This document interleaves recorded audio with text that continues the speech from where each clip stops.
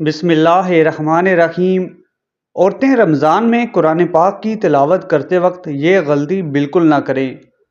رمضان شریف کی آمد ہے اور ہر مسلمان رمضان شریف میں قرآن پاک کی تلاوت ذوق و شوق سے کرتا ہے، مگر 3 غلطیاں بالعموم ہو جاتی ہیں جس کی وجہ سے بجائے ثواب کمانے کے انسان گناہ کا حقدار بن جاتا ہے۔ محترم ناظرین، قرآن مجید دنیا میں موجود سب کتابوں سے زیادہ افضل اور برکت والی مقدس کتاب ہے۔ حدیث میں آتا ہے کہ جس نے کتاب اللہ کا ایک حرف پڑھا اس کے لیے ایک نیکی ہے اور ایک نیکی کا اجر اس طرح کی 10 نیکیوں کے برابر ہوتا ہے۔ میں نہیں کہتا کہ الف لام میم ایک حرف ہے، بلکہ الف ایک حرف ہے، لام ایک حرف ہے اور میم ایک حرف ہے۔ دین اسلام میں نماز کے بعد تلاوت قرآن پاک کو ایک ممتاز حیثیت حاصل ہے۔ یہ وہ کتاب ہے کہ جس کے ذریعے سے دین اسلام سب مسلمانوں تک پہنچا۔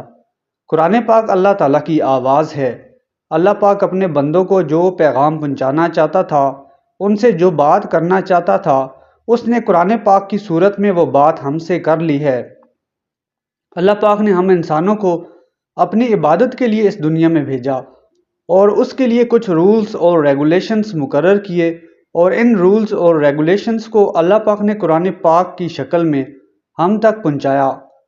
حضور پاک صلی اللہ علیہ وآلہ وسلم پر آغاز نبوت سے قرآن مجید نازل ہونا شروع ہوا، جس کی ابتدا ماہ رمضان میں لیلۃ القدر سے ہوئی، جیسے کہ اللہ تعالیٰ کا فرمان ہے، یقیناً ہم نے اسے لیلۃ القدر میں نازل کیا ہے۔ محترم ناظرین، قرآن پاک اور رمضان میں کئی باتیں مشترک ہیں، جیسا کہ اللہ تعالیٰ فرماتا ہے، یہ کتاب ایسی ہے کہ اس میں کوئی شک نہیں، یہ ہدایت ہے متقیوں یعنی اللہ تعالیٰ سے ڈرنے والوں کے لیے۔ اسی طرح سے اللہ تعالیٰ فرماتا ہے، اے ایمان والو، تم پر روزے فرض کیے گئے ہیں جس طرح سے تم سے پہلے لوگوں پر فرض کیے گئے تھے تاکہ تم متقی بن جاؤ۔ یہاں پر غور کریں تو معلوم ہوگا کہ قرآن پاک اور روزہ کی بنیادی مقاصد میں تقوی مشترک ہے۔ قرآن پاک اور رمضان کی پہلی اہم اور مشترکہ خصوصیت تقوی ہے۔ دوسری مشترکہ خصوصیت شفاعت ہے۔ حضور پاک صلی اللہ علیہ وآلہ وسلم نے فرمایا، روزہ اور قرآن کریم دونوں بندہ کے لیے شفاعت کرتے ہیں۔ روزہ عرض کرتا ہے کہ یا اللہ، میں نے اسے دن کو کھانے پینے سے روکے رکھا، میری شفاعت قبول کیجیے۔ اور قرآن کہتا ہے کہ یا اللہ، میں نے اس کو رات کو سونے سے روکا، میری شفاعت قبول کر لیجیے۔ پس دونوں کی شفاعت قبول کر لی جائے گی۔ تیسری مشترکہ خصوصیت جو رمضان المبارک اور قرآن مجید میں پائی جاتی ہے وہ قرب الہی ہے، یعنی کہ اللہ تعالیٰ کے کلام کی تلاوت کے وقت اللہ تعالیٰ سے خاص قرب حاصل ہوتا ہے۔ اسی طرح سے روزہ دار کو بھی اللہ تعالیٰ کا خاص قرب حاصل ہوتا ہے کہ روزہ کے متعلق حدیث قدسی میں اللہ تعالیٰ کا ارشاد ہے کہ میں خود ہی روزہ کا بدلہ ہوں۔ محترم ناظرین، رمضان المبارک کا مقدس مہینہ آنے والا ہے۔ اس مہینے میں قرآن مجید کی تلاوت کا شوق ہمارے اندر پہلے سے زیادہ ہو جاتا ہے۔ رمضان شریف کے شروع ہوتے ہی ہر مسلمان محبت اور خلوص سے قرآن مجید پڑھتا ہوا نظر آتا ہے۔ رمضان کے مہینے میں روزے کے بعد جو سب سے اہم عبادت ہے وہ قرآن مجید کی تلاوت ہے، لیکن تلاوت قرآن مجید کے وقت کچھ باتوں کا خیال رکھنا بہت ضروری ہے۔ کہیں ایسا نہ ہو کہ قرآن مجید زیادہ پڑھنے کے چکر میں ہم وہ غلطیاں کر بیٹھیں جس سے ہمیں ثواب تو بہت دور کی بات ہے، بلکہ قرآن پڑھنا ہمارے لیے وبال نہ بن جائے۔ جب ہم زیادہ سے زیادہ قرآن پاک کی تلاوت کرتے ہیں تو اس زیادہ پڑھنے کے چکر میں ہم قرآن پاک کو صحیح طرح سے نہیں پڑھ رہے ہوتے۔ ہم قرآن مجید کو جلدی زیادہ پڑھنے کے چکر میں الفاظ کی ادائیگی صحیح طرح سے نہیں کرتے اور ان الفاظ کا مفہوم کچھ سے کچھ ہو جاتا ہے۔ یہ نہایت ضروری ہے کہ جب قرآن مجید کی تلاوت کریں تو الفاظ بالکل پورے اور مکمل ادا کریں، کیونکہ جلدی میں اگر زیر زبر کی چھوٹی سی غلطی بھی ہو جائے تو اس پوری آیت کا مفہوم یکسر تبدیل ہو جاتا ہے۔ بعض لوگ بڑے فخر سے بتاتے ہیں کہ میں تو 10 منٹ میں پورا پارہ ختم کر لیتا ہوں۔ ایسا ہرگز نہ کریں، کیونکہ اگر آپ کی ان غلطیوں کی وجہ سے اس آیت کا ترجمہ بدل گیا تو آپ بہت بڑے گناہ کے حقدار بن جائیں گے، اور سزا بھی کڑی سے کڑی ہوگی، کیونکہ اللہ تعالیٰ قرآن مجید پڑھنے والوں کا خلوص دیکھتا ہے، اس کی مقدار نہیں دیکھتا۔ حدیث میں آتا ہے کہ جو شخص قرآن مجید پڑھا رہا ہو مگر اس کی زبان ساتھ نہ دے رہی ہو، لیکن وہ کوشش کرتا رہے، بے شک اٹکتا رہے، اللہ کے نبی صلی اللہ علیہ وسلم نے ارشاد فرمایا کہ اس اٹکنے والے کو دگنا اجر ملتا ہے۔ جیسے کہ ارشاد ہے کہ اے میرے حبیب، قرآن کو وقوف، اعراب، تمام کیفیات کے ساتھ خوب ٹھہر ٹھہر کر پڑھا کرو، ہم عنقریب آپ پر ایک بھاری فرمان نازل کریں گے۔ قرآن مجید کو صاف آواز میں پڑھنا چاہیے۔ اکثر لوگ قرآن تو پڑھتے ہیں لیکن ہونٹ نہیں ہلتے کہ قرآن مجید کو آپ دل ہی دل میں پڑھ رہے ہوں، لیکن وہ قرآن مجید کی تلاوت نہیں کہلائے گی۔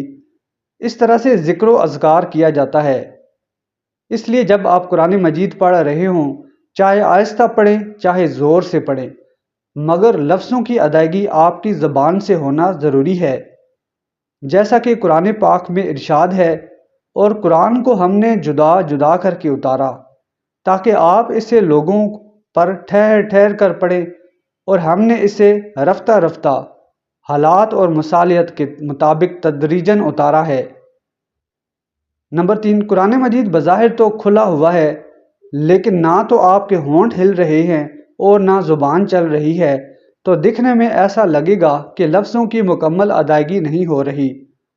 اکثر لوگ ہونٹ بالکل بند رکھتے ہیں، ہونٹ حرکت نہیں کر رہے ہوتے، بس نظروں سے پڑھ رہے ہوتے ہیں کہ بس لائنوں پر نظریں چل رہی ہوتی ہیں، تو یہ قرآن مجید کو صرف دیکھنا ہے، تلاوت کرنا نہیں کہلائے گا۔